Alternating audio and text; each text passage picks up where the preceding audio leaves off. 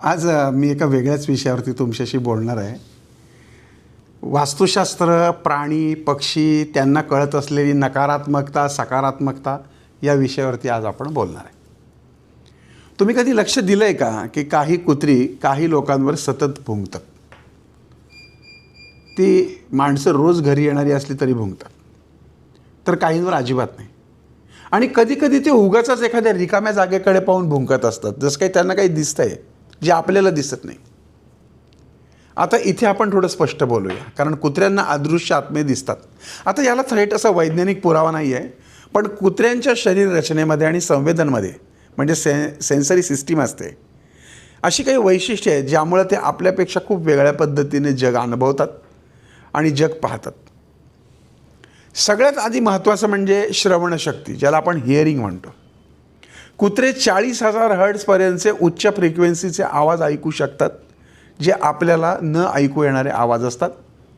जसं की लांबचा हलका कंप, इलेक्ट्रॉनिक सिग्नल्स किंवा एखाद्या गोष्टीची, प्राण्याची सूक्ष्म हालचाल ते सहजपणे ऐकतात. म्हणजे तुम्हाला असं वाटतं की काहीच नाही आहे इकडे, काही नाही आहे, पण त्यांच्या जगामध्ये मात्र खूप काही चालू असतं. हा झाला आवाज ऐकण्याचा विषय. दुसरं म्हणजे वास घेण्याची क्षमता, स्मेलिंग कॅपॅसिटी. कुत्र्यांच्या नाकामध्ये सुमारे 30 कोटी ऑल्फॅक्टरी रिसेप्टर्स असतात. ह्या माणसामध्ये ते फक्त 5-6 कोटी असतात. म्हणजे त्यांची वास ओळखण्याची क्षमता ही हजारो पट जास्त आहे. हे कुत्रे जे असतात ना, हे फक्त वास घेत नाही, तर वास वेगळा करून वाचतात. कोण कधी आला, कोण आजारी आहे, कोण तणावात आहे, हे ते सहज ओळखू शकतात. पोलिसांकडची ट्रेन कुत्री नाही का बरोबर चोरांना ओळखतात, अगदी तसं वासावरून. तिसरं म्हणजे ह्या कुत्र्यांची दृष्टी, ज्याला विजन म्हणतो. लोकांना वाटतं की कुत्र्यांना फक्त ब्लॅक अँड व्हाईटच दिसतं, पण ते पूर्णपणे बरोबर नाही. कुत्र्यांना लिमिटेड कलर विजन असते. त्यांना प्रामुख्याने निळा, पिवळा हा रंग दिसतो, पण लाल आणि हिरवा रंग नीट दिसत नाही. म्हणजे त्यांची दुनिया ही जवळजवळ डीम कलर पॅलेटमध्ये असते.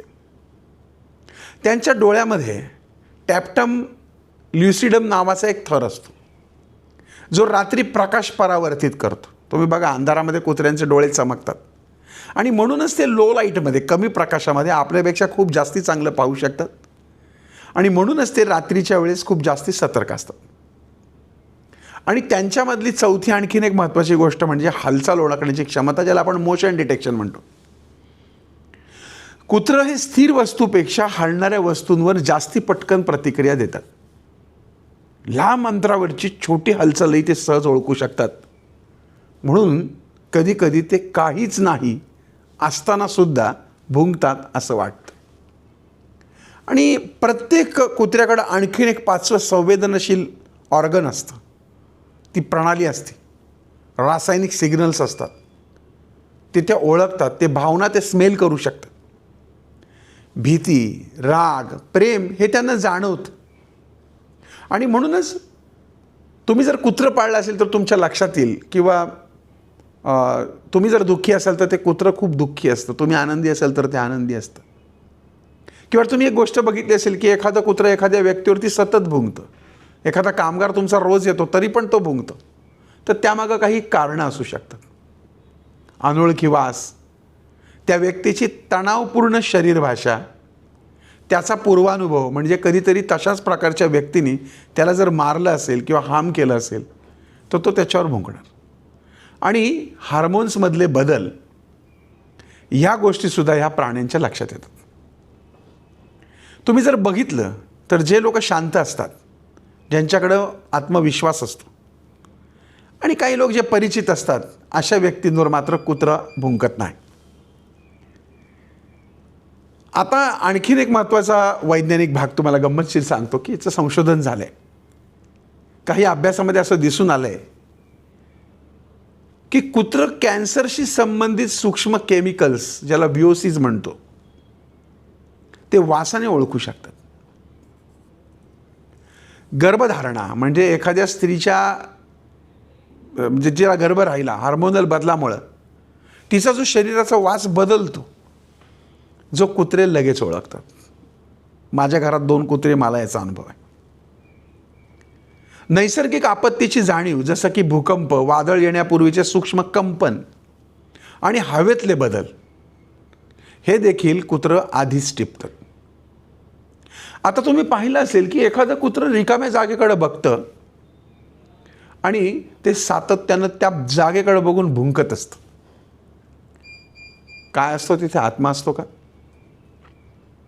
कदाचित आपल्या कानाला न ऐकू येणारा आवाज ते त्या दिशेने ऐकत असतात. कदाचित लहान सहान हालचाली ते पाहत असतात. त्याच वेळेस ते एखादा वास टिपत असतात. म्हणजेच आपल्याला जे अदृश्य वाटतं ते त्यांच्या संवेदनांमध्ये खूप स्पष्ट असतं. या प्राणी, या पक्षी, मुंग्या, किडे, या सगळ्यांचा अभ्यास करून, निसर्गाचा अभ्यास करून वास्तुशास्त्राची काही रूपकं मांडली गेली. जसा कुत्रा अशा गोष्टींवर प्रतिक्रिया देतो ज्या आपल्याला दिसत नाही, तसंच आपलं मनही अशा गोष्टींवर प्रतिक्रिया देतं ज्या आपल्याला अजून समजलेल्या नसतात. म्हणून कुत्र्यांना भूतप्रेत दिसतात याचा थेट पुरावा नाही, पण ते आपल्यापेक्षा खूप जास्त संवेदनशील आहेत हे मात्र नक्की. पुढच्या वेळेस एखादा कुत्रा जर कोणावर भुंकताना दिसला किंवा रिकाम्या जागेकडे पाहून जर तो भुंकत असेल, तेव्हा घाबरू नका.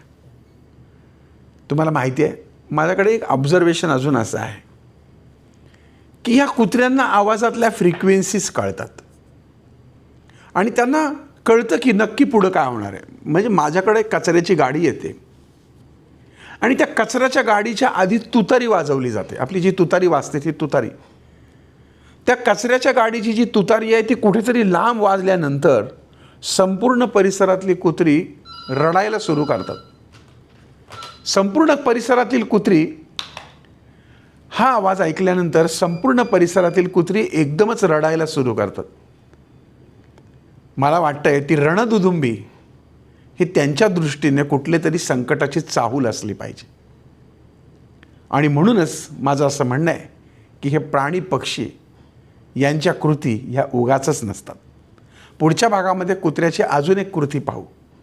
निसर्गाकडून वास्तुशास्त्राने काय शिकलं आहे हे देखील आपण पुढच्या भागात पाहू. तुम्हाला तुमच्या घरात जर तुम्ही कुत्रं पाळलं असेल किंवा कुत्र्यांचा तुम्हाला काही अनुभव असेल तर तो जरूर कमेंट करा. पुन्हा भेटूया.